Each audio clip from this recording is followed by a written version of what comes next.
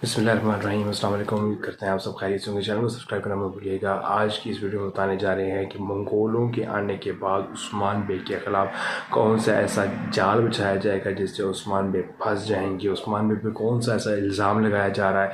दूसरी तरफ एस्फ़िहान खातून, कांताकोज़नोस और ओलुफ मिलके क्या ऐसा चाल चल रहे हैं जिससे उस्मान बे को ट्रैप किया जाएगा। दूसरी तरफ उस्मान बे भी किसी से कम नहीं है, वो अपनी फतूहात का सिलसिला जारी रखेंगे और सुल्तान को बचाने के लिए कोनिया जाएंगे, मगर कोनिया जाने के बाद वो एक ऐसे जाल में फंस जाएंगे और वहाँ उन कौन सा बंदा आएगा, वो जी हाँ बाइंदर भी लग रहा है। उसके चाल चलन से, उसके ड्रेसिंग से लग रहा है कि बाइंदर भी हो सकता है या कोई और हो सकता है, जो भी हो सकता है।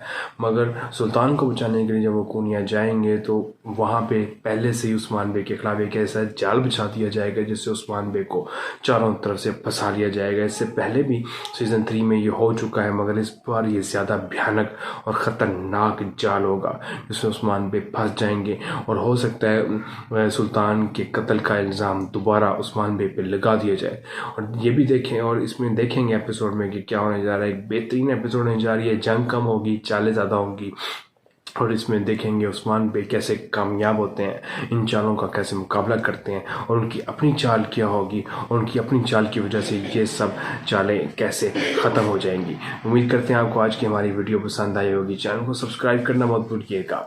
अल्लाह हाफिज़।